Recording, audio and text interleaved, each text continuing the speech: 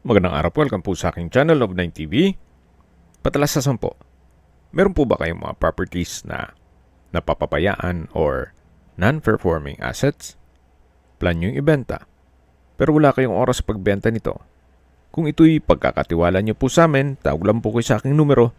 Usap po tayo, gawan ko po ng video for free. Yes, libre po, wala po kayong babayaran. Tutulungan pa namin kayong mabenta inyong property. Kami na po bala sa marketing, sa boosting or paid ads. Even sa tripping, hindi na po kayo mapapagod sa pag-entertain ng mga buyers. Kami na po bala sa lahat. Tawag lang po kayo. Kung hanap nyo po yung isang murang bahay at lupa na malapit sa Manila, ito na po yung hinahanap nyo.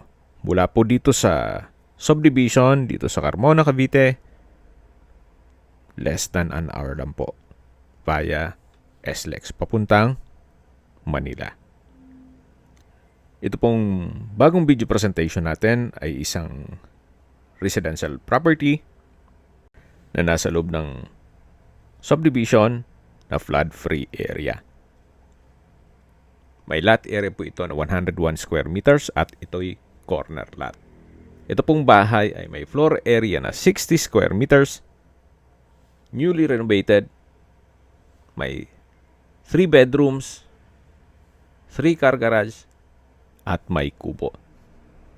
Tungkol naman sa dokumento nito, ito po'y titulado, buhay po ang may-ari, kaya wala po kayong maging problema sa documentation o sa transfer ng title. Ito po yung gate. Then, meron pong malaking bakanting lote dito sa harapan na kung saan kakasya 3 sasakyan. Then, meron din pong kubo. Ito pong 2-story house ay newly renovated, kaya wala po kayong papagawa dito. Once na ma-acquire nyo itong property, pwede na pong lipatan kaagad. Yan po yung pasad na kung saan maayos po ang structure, pati pintura nito. So, ito po yung main door. Papasok po tayo. At welcome po dito sa bahay ni Madam. Ito po yung living area o salas. Then yan po yung kitchen at dining area. Open concept lang po ito mula dito sa living area. Walang partitions.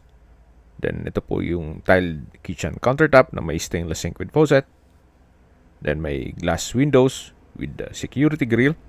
Yan po yung main door. At dito naman po yung tinutukoy ko na living area. Then, dito po sa side na to ay meron pong isang kwarto. Sa spasyo, sakto lang. Hindi naman siya ganun kaliit at hindi naman ganun kalaki. Kaya kung meron po kayong PWD or senior citizen sa pamilya, itong kwarto na to ang para sa kanila. Then may glass blocks na nag-serve as natural sunlight at meron po itong sariling toilet and bath na kung saan maayos naman ang toilet fixtures, naka-tile bathroom wall, may exhaust fan, glass blocks, may water closet, hand wash basin. So far malaki naman po ang spasyo nito. Then meron din po itong another door na kung saan pwede rin po itong maging common toilet and bath. Pero depende po sa inyo kung pwedeng i-close na lang ito. So may access po ng banyo yung kubo dun sa banyo. So ito po yung first bedroom at lalabas na po tayo dito. Yan po ulit yung living area. Then meron pong understairs storage. Dito po yung dining at kitchen. So mula po dito sa ground floor, aakyat na po tayo. Ito po yung hagdan na kung saan ito ay naka-concrete staircase. Then metal handrail at railing. Ito pong staircase wall ay maayos po. Wala po kayong papagawa dito. At nandito na po tayo sa second floor. Ito po yung hallway.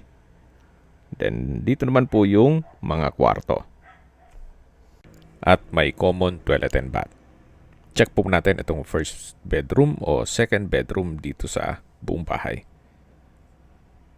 Sa spasyo, malaki naman po siya. Then, meron pong glass window. At sa dulo po ay pwede pong gawing panic room, stock room. Then lalagyan nyo lang po ito ng secret door. So depende po sa inyo kung ano magiging purpose nyo nito. Actually, pwedeng extension nitong kwarto. Napakalaki din po ng espasyo nito. Then sa dulo ay merong glass window. So yan po yung extension ng kwarto nitong second bedroom. At maayos naman po ang pintura ng ceiling at wall. Then lalabas na po tayo para check natin yung kabilang kwarto. So dito naman po sa kabilang kwarto ay sa espasyo, sakto lang. Hindi naman siya ganun kaliit at hindi naman ganun kalaki. Mayroon dalawang glass window with blinds.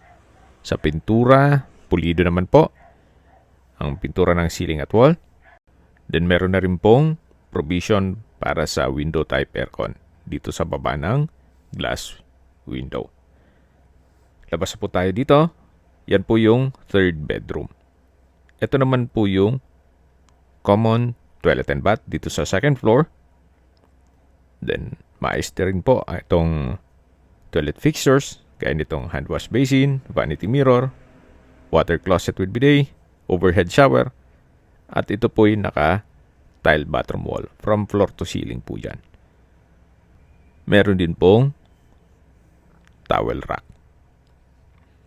So, yan po yung toilet and bath dito sa second floor. At bababa na po tayo. Habang pinagmamasdan nyo po itong buong kabahayan, pag-usapan na natin ang distance, location at travel time.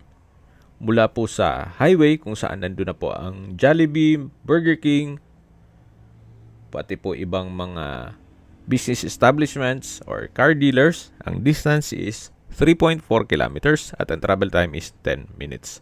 Mula naman po sa Walter Mart, Carmona, ang distance is 4.3 kilometers at ang travel time is 11 minutes. Halos katabi lang din po nitong Walter Mart ang Carmona Medical Center Hospital. At yan po yung lagi kong binabanggit sa inyo na dapat nyo i-consider sa paghanap ng property, yung meron pong malapit na hospital. Hindi ko naman po sinasabing sakitin kayo. Yan naman po for emergency purpose lang naman. At mula naman po sa Manila o sa airport, ang distance is 32 kilometers at ang travel time is 38 minutes kung walang traffic. Then kung may traffic man, siguro abutin po ng 1 oras. Okay, sa presyo na po tayo. Binebenta po ito ni owner sa halagang 4 million pesos. Kung may mga katanungan po kayo, tawag lang po kayo sa aking numero. At sa mga kababayan naman natin nasa ibang bansa, meron po akong Telegram. Sa mga iPhone user naman, may iMessage. Meron din pong Imo, Skype, Viber at WhatsApp. Same number lang po, 0917-316-3399. Sa mga nagtatanong naman po ng aming Facebook, meron po kaming Facebook page na Nov9TV at Facebook Real Video. Meron din pong TikTok at Instagram. May ibang YouTube channel po kami na The Nov9TV channel, Nov9TV Listings, Nov9TV On The Spot, at Nov9TV Updates. Sana po naibigyan nyo ang video presentation. Paki-like and subscribe na lang po sa aking channel para ma-update din po kayo sa aking future listings. Kung sakali po hanap nyo mas malaking sukat ng lupa, meron din po kami ibang listings na pwede nyong pagpilian. Huwag po kayong magkatubiling tumawag sa amin, then let us know your budget para malaman namin kung anong property pwede namin ilok sa inyo. Sa lahat pong viewer, subscriber at nagtiwala po sa amin, salamat po sa suporta. Ingat po kayo lagi at yung pamilya. Maraming salamat po.